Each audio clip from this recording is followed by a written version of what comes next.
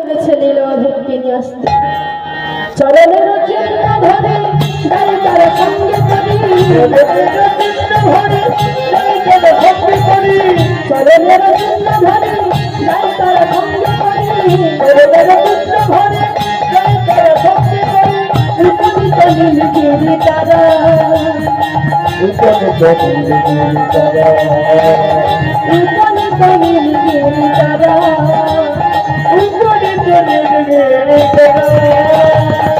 বরণের তার হেরি ডাকিলেন উচ্চস্বরী বরণের তার হেরি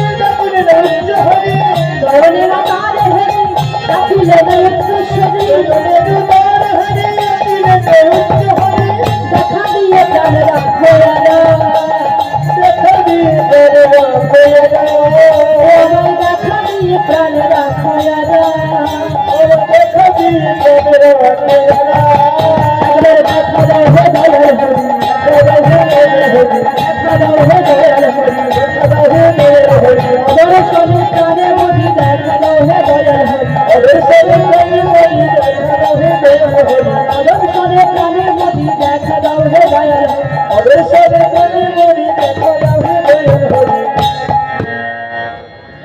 তারা চলেছেন সেই নীলমাধবকে নিয়ে আসতে আর এইভাবে দেখতে দেখতে সেই নীলমাধবের কাছে তারা এসেছে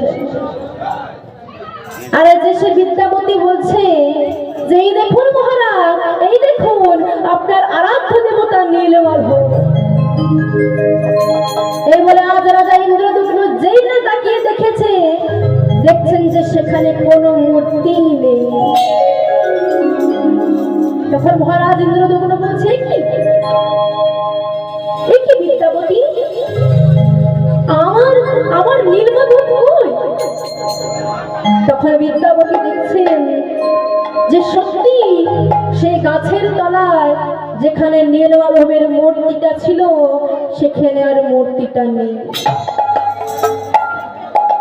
তখন বিদ্যাপতি বলছে প্রভু আজ সবার সামনে তুমি আমায় মিথ্যেবাদী প্রমাণ করছো প্রভু প্রভু তুমি তো এখানেই ছিলে প্রভু তুমি কোথায় গেলে তখন কে যেন দৈববাণী হয়ে বলল মহারাজ ইন্দ্রদুম্ন বিদ্যাপতি সত্য কথাই বলছে আমি এখানেই ছিলাম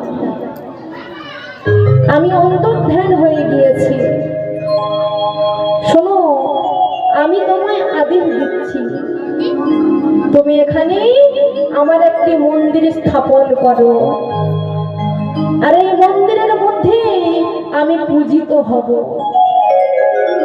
বলছে তা সেখানেই আজ মহারাজ ইন্দ্রদুম্ন একটি সুন্দর মন্দির তৈরি করলেন মন্দির তৈরি হয়ে গেল তখন মহারাজ ইন্দ্রদুম্ন মনে মনে চিন্তা করছেন যে মন্দির তো তৈরি হলো কিন্তু এই মন্দিরের দ্বার প্রতিষ্ঠা করবে কে তখন হঠাৎ দেবর্ষি নারদ এসে বলছে মহারাজ আপনি এখানে একটা এত সুন্দর মন্দির তৈরি করলেন তাই মন্দিরের দ্বার প্রতিষ্ঠাটা করবে কে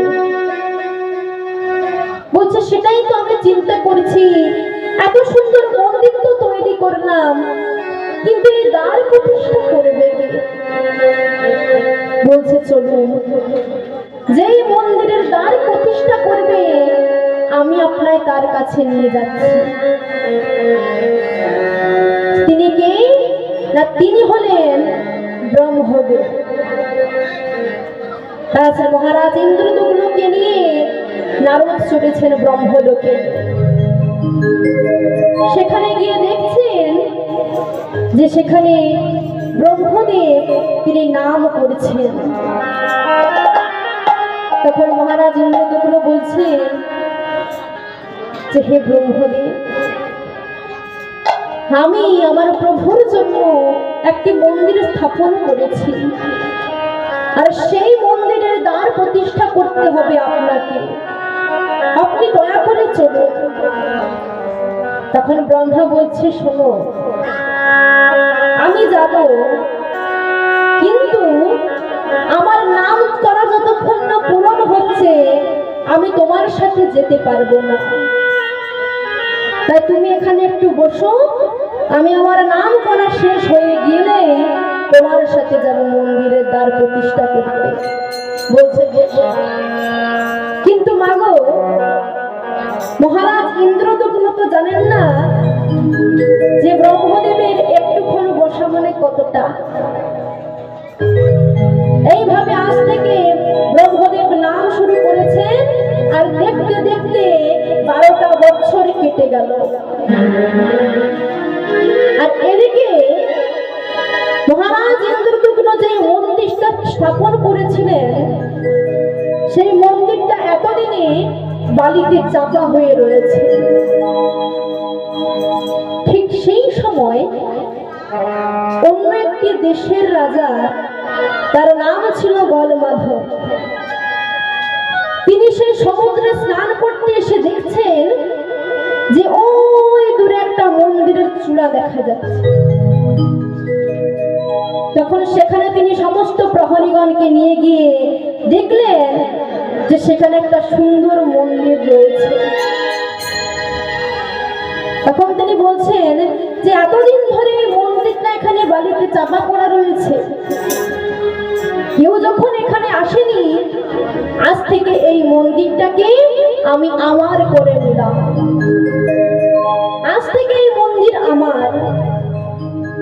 তাই সেখানে দুজন প্রহরীকে রেখে তিনি চলে গেলেন। আর এদিকে যখন ব্রহ্মাদেবের নাম করা শেষ হয়ে গেল, 12টা বছর কেটে গেল, এবার যখন ব্রহ্মদেব সহ 33 কোটি দেবদেবী যখন মর্তের মাটিতে এলেন, তারা যেই না সেই মন্দিরের কাছে গিয়েছে, দেখছেন যে সেখানে দুজন প্রহরী লাঠি হাতে দাঁড়িয়ে রয়েছে। তখন মহারাজ ইন্দ্রদগ্ন বলছেন, কি ব্যাপার, তোমরা এখানে কি করছো? এই মন্দির তো আমার মন্দির, তাহলে তোমরা এখানে কি করছো? বলছে না না, এই মন্দির আপনার কিভাবে হবে? এই মন্দির তো আমাদের মহারাজ গলমাধবের মন্দির। বলছে না না, এই মন্দির তো আমি স্থাপন করেছি, আমি তো প্রতিষ্ঠা করেছি। তখন গলমাধব এসে বলছে যে কি বললেন, এই মন্দির আপনি প্রতিষ্ঠা করেছেন? বেশ, আপনি যদি আমায় দুটো প্রমাণ দিতে পারেন যে আপনি এই মন্দির প্রতিষ্ঠা করেছেন, তাহলে এই মন্দির আমি আপনাকে দিয়ে দেব। তখন মহারাজ ইন্দ্রদগ্ন চিন্তা করছে, এটা কিভাবে সম্ভব? আমি এবারে কিভাবে প্রণাম করব যে এটাই আমার মন্দির, আর এই মন্দিরে আমি প্রতিষ্ঠা করেছি? তখন হঠাৎ আকাশ থেকে কে যেন বলে উঠল যে হে দেবর্ষি নারদ সহ 33 কোটি দেবদেবী, আমি সাক্ষী দিচ্ছি যে এই মন্দির প্রতিষ্ঠা করেছিলেন মহারাজ ইন্দ্রদগ্ন।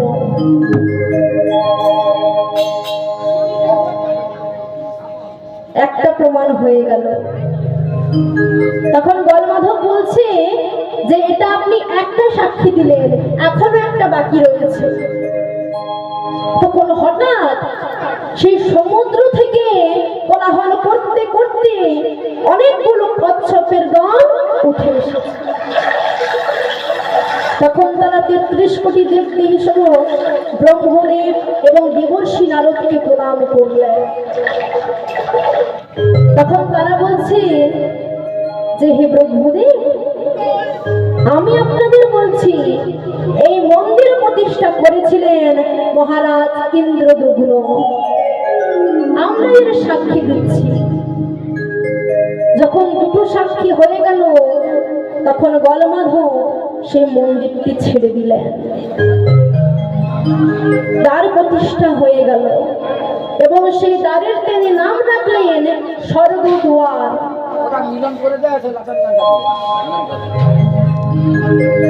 স্বর্গদ্বার নাম হলো।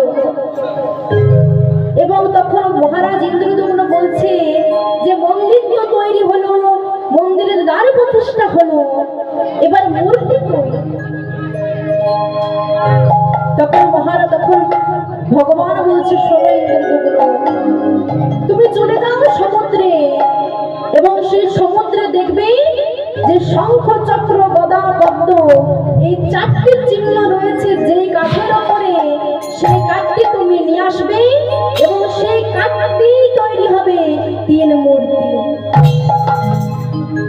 প্রভুর আদেশে চলে গেলেন সমুদ্রে, গিয়ে দেখছেন সত্যি শঙ্খ চক্র গদা পদ্ম অঙ্কিত একটি কাষ্ঠ। সেই কাষ্ঠটিকে যখন নিয়ে আসছেন তখন একজন বৃদ্ধ ভাস্কর মহারাজ ইন্দ্রদুম্নকে বলছেন যে, মহারাজ এই কাষ্ঠটি আপনি আমায় দিন, এই কাষ্ঠ দিয়ে আমি আপনার মূর্তি তৈরি করে দেব। বলছে বেশ, কিন্তু শুনুন, এই মূর্তি তৈরি করতে আমার 21 দিন সময় লাগবে এবং এই মূর্তি তৈরি করতে হলে আমার একটা গৃহ দরকার, যে গৃহতে 21 দিন দরজা জানলা সমস্ত কিছু বন্ধ থাকবে। বলছে বেশ। তাই সেই বৃদ্ধ ভাস্কর তিনি সেই মূর্তি প্রতিষ্ঠা করতে শুরু করলেন। দেখতে দেখতে 13টা দিন কেটে গেল, কোনো আওয়াজ নেই, কোনো শব্দ নেই। তখন মহারানী গুন্ডিচা মনে মনে চিন্তা করছে যে না, ওই ঘর থেকে যখন কোনো আওয়াজ আসছে না, কোনো শব্দ আসছে না, তাহলে বোধহয় ওই বৃদ্ধ ভাস্কর মারা গিয়েছেন। তাই বলছে যে স্বামী,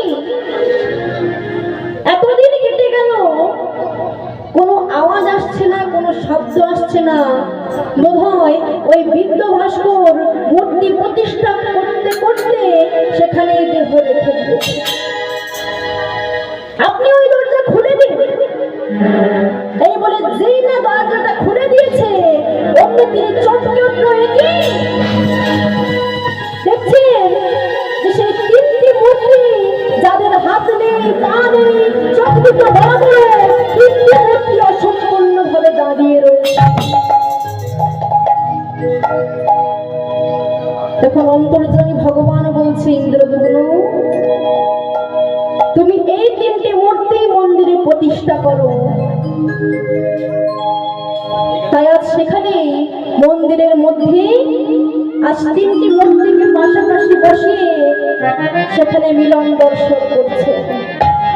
মাঝেতে সুভদ্রা ভগিনী, দক্ষিণে বলরাম, মাঝেতে সুভদ্রা ভগিনী, দক্ষিণে বলরাম, বাম পাশে দাঁড়ালেন কৃষ্ণ ভগবান, বাম পাশে দাঁড়ালেন কৃষ্ণ ভগবান। জয় জগন্নাথ রাম হলো, জয় জগন্নাথ রাম হলো, জগৎ মাঝে প্রভু ছিল, জয় জগন্নাথ রাম হলো, জগৎ মাঝে প্রভু ছিল, জয় জগন্নাথ রাম হলো, জগৎ মাঝে প্রভু ছিল, জয় জগন্নাথ রাম হলো, জগৎ মাঝে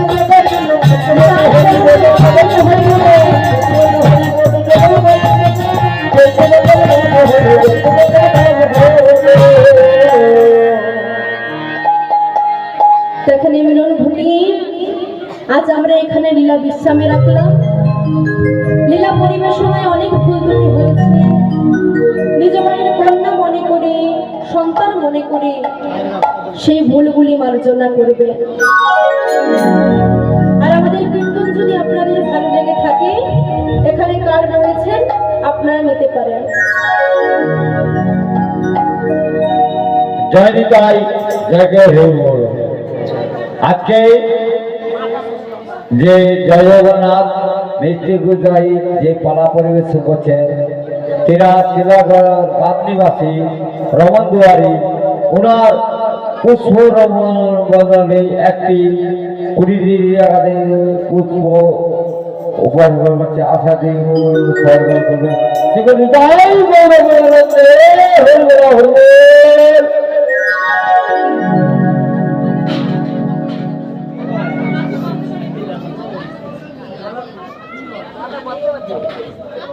What